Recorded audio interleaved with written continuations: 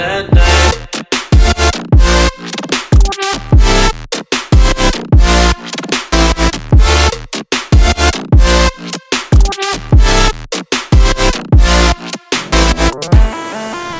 Right, so I'm going to introduce the owner. I'm going to go round the car because there is so much to talk about, isn't there, mate? Yeah, loads to talk about. Would you like to introduce yourself, firstly, and why you own this car? So, my name's Bradley. I've had this since 2019. Yeah? I got it, actually, I was after a car with a 180 in it, because it's something that's always interested me. And I went to go and get some parts from Volkswagen down the road for my work. Just happened to be on sale in the forecourt. Oh, really? No way. So it sort of happened that way. It just sort of happened, It wasn't like I lust for one of these forever and ever. No, it wasn't planned. I literally just went there on my lunch break to go and pick up, I can't remember what part it was anymore. Went there, saw it on forecourt, saw the price of it and went and inquired about it. I wow. thought, shit, I love it. So this was bought as a completely standard car? Yeah, it was completely standard. Wow, okay. And yeah, it's definitely not that now. So we'll have a quick run round, show everyone what you've done, because it has changed quite drastically, I would say, between a standard car and now. Yeah. So we'll start at the front. You were saying it's a cup front bumper, isn't Yes, it? so there's only in Germany there's a cup edition. It comes with different bumpers, spoiler, bumper and skirts. Yeah. And you were able to buy the kit straight from Volkswagen, essentially. Right, oh, really? Yeah, even over so here. It's an OEM Yeah. cup, right, okay. They just recently discontinued it though, so yeah. So it's worth loads of money now. It's worth more now. Yeah, it's worth loads of money now. I'll come around this side. The headlight delete is quite cool. Yeah. So you've got the deletion of, what is that? Side light and Side light, okay. main beam, yeah. That's cool. That's quite a cool little touch though. You can't really notice it until you sort of stand back and see it. It goes straight to the filter inside It there. does go straight in. The brakes, there's some quite girthy brakes for a Polo. Yeah, they're this. Yeah, they're Porsche 986 calipers, and they've got EBC RPX pads in it, so it does stop well. Yeah, but it's such a small car. I'm gonna say it's probably a lot lighter than factory as well, because you've got literally no interior in the back. Yeah, so I reckon it's estimated to be around 1,100 kilos. I reckon. Wow. Yeah, I think. Yeah. And what sort of power? 315. 315. Wow. Okay. Shifter. Yeah, cooler works. Yeah, that's really cool. That. Yeah, there was a ladder as well that I managed to make little extenders for it to make it a little bit taller, which is actually quite nice as well. Makes it feel much better. So it's a little bit taller than the standard cooler works. Yeah, that's nice. It sort of works really close to the steering wheel. I always say, from the steering wheel to the actual shifter, that if you can touch it between your hand like that, that's like the perfect, it's much better. Perfect distance. OMP bucket seats, OMP steering wheel as well. Just to finish off. Should we do the boot up and show everyone what's in the back? Everything is taken out of the back of the car, but there is, of course, a really cool cage in the back. Who made the cage? SW Motorsports. And you've got a bar across there. Yeah, I got the brand of that. I bought that on Facebook years ago. Yeah, literally. Meth tank as well. Yeah, raw meth. Which is cool. So that's all in the back there. Apart from that, you still got a headliner in now? Yeah, it's still got some minor trims. Yeah, it's still got some bits like the carpet, the headliner. I was debating it, but I haven't quite got that far. How race car do you want to be on the road? Yeah. Yeah. At the moment, it's still kind of a daily at the moment. So oh, is it? Okay.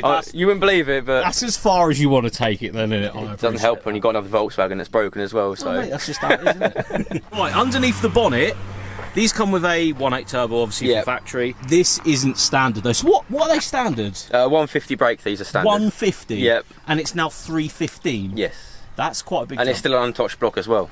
Oh really? So completely standard, not opened, or have you not opened open at all? The only thing I've taken off is the cam cover. That's as far as I've gone into this. And that's very impressive. Very impressive. So mods. Let's do a quick list of mods for everyone out there that might be interested in how this power has happened from 150 horsepower. I've got a single power clutch in the cooler setup at the front. 550cc BAM injectors, big intake. It's got a hybrid K300 turbo on it, and it's got LSD gearbox. These are pretty standard upgrade sort of thing for R8 core packs. R8 core packs. Yeah. They don't really do anything rather than just looks. Looks cool. It's red. Yeah, exactly. Catch can set. I've got rid of the standard breather set system and whatnot. Simplified everything. Although you've done a lot of work to this car, that is huge power. It's double the power. Yeah. And you've hybrid turbo. You've done intercooler, like the little obvious bits that you would do to a relatively big power car. But like that's such a jump. So it shows how maybe dumbed down from the factory these cars were. Yeah, I mean, like I say, it's also got a ported manifold, 3.5 to 3 inch catback. The whole thing. The whole thing is 3.5. It sounds very good. Yeah, so it's as big. It's literally as big as it can go. It does sometimes hit the rear axle, but very minor. You have to hit a biggest bump. Yeah, don't worry. yeah, and obviously the water meth as well. There's probably lots of other bits and bobs as well that I can't even think off the top of my head. Really, Yeah, There's so much I've put into it in the few But years. like the big thing is, it's a reliable 300 plus horsepower front wheel drive hot hatch that you've built from a completely standard car of 150 horsepower, which is crazy. It has been quite reliable in that sense. Obviously, I've been tweaking it with it since about 2020. You ought to cap the torque around 300 foot-pounds on these to stop bending rod. It's been around that for the last 4 years. It's been pretty good. Hasn't had an easy life either, obviously. Well, yeah, you've been enjoying yourself. You did say though, one thing you did say in the car park a minute ago about the gearbox. Yeah. You said gearboxes do go on these. They go on the 6N2s. You've got a 6N2. Yeah. The only time this gearbox has gone on this car, you were in reverse. I was in reverse. So obviously it's got a nice pinion braced and LSD gearbox now. Yeah. But I was literally just on the way home from work, just casually driving to my missus' house and then parked up. I had to move my car backwards to get her brother's car out. Right. Parked up, 5 minutes, put it in reverse. It went bang and just stopped. So you weren't even going fast? No, the pin fell out the diff and just put a hole in it. Oh wow. Okay, so that was the end of that. Other than that though, it's been thoroughly reliable, It has enjoyable. been, generally, yeah. And you have built it for more B roads and fast driving, your fast road driving. Yeah, fully poly bush, BC coilovers. Got a rear anti-roll bar fitted as well. Yeah. Yeah, it's got all the good stuff to make it go fast around the corner. Pretty much, yeah.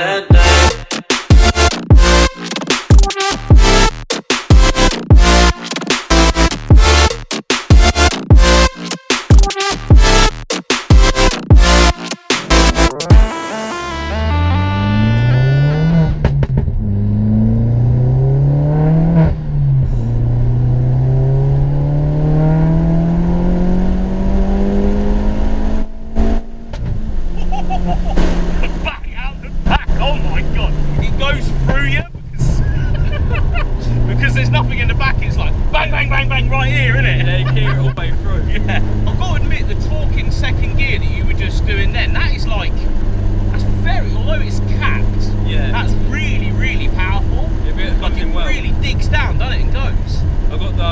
I just got new wheels and tyres for it. I'm trying out these new Zestinos. Yeah. To be honest, they're pretty good. Yeah. For what they are price-wise, they're a bit cheaper than Nankangs. Yeah. And that's what I've been running. Seem to be doing a good job though. Yeah, that's all I've been running the whole time. But this car's also been on 17-inch wheels since about 2020. Oh really?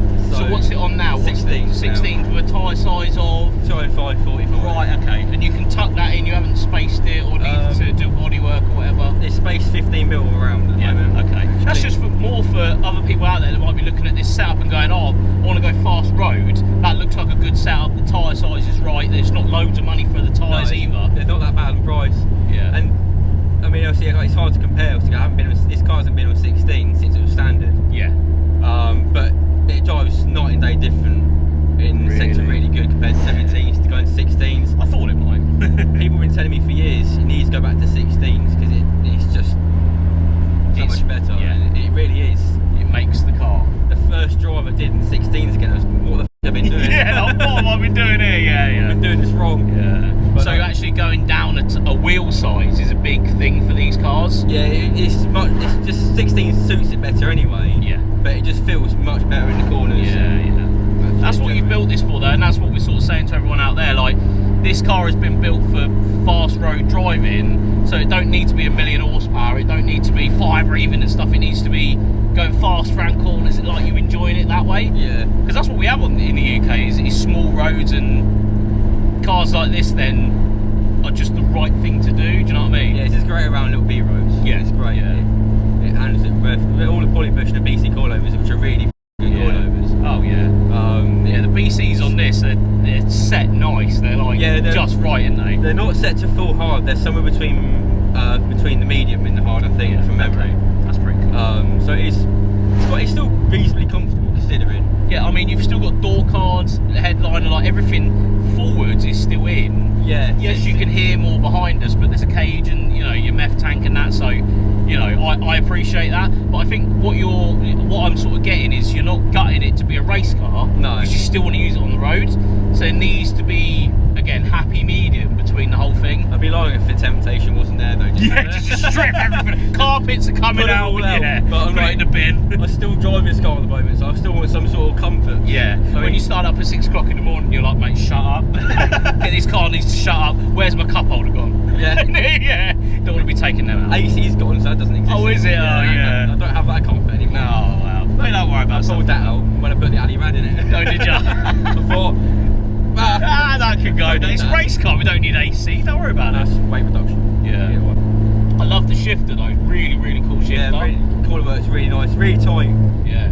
The throw is like ka-chunk, ka-chunk, ka-chunk. Yeah, really nice short throw. Yeah. I used to have the standard shifter set up with a short shifter set up the other end. Right. That was alright, it works pretty well, but then I've always wanted the cooler work, so I decided to bin that off and get this instead. Also looks really cool, which helps. You get the comments sometimes saying, oh, was that sequential? No. But yeah, it's sequential, mate. Yeah, it's got 20 grand gearbox in it, yeah. I wish it did. Yeah. So yeah, you just said you've put launch control on it. Yeah. With that, is it set to certain revs? Who did that? It's set to 4K. It's switchable with my cruise control stalk. Oh really? So if that's cool. So I turn it off, the whole system, the car just acts as normal. Yeah. And if I turn this cruise control back on, I can then do the launch control and stuff like that. So it's good to be able to turn it off, because then I don't have the temptation to always constantly use it.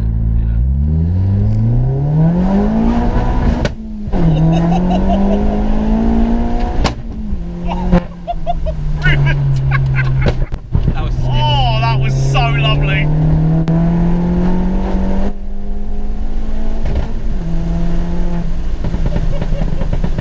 Mate, 315 horsepower, I've never felt so fast. Like, the LSD is like, right, let's go down the road. Yeah. That shifter with the clunk, clunk, clunk, like going along, mate, what a setup. It goes really well. Yeah, bloody hell. The little obviously it's still being quite a little turbo. It picks up really quickly. Although it's hybrid, it's still relatively small. Yeah. But there's no lag in that. No, it picks up really quickly. Yeah, it's low down in the RPM as well, which is so lovely. But it's all smooth as well. It's not.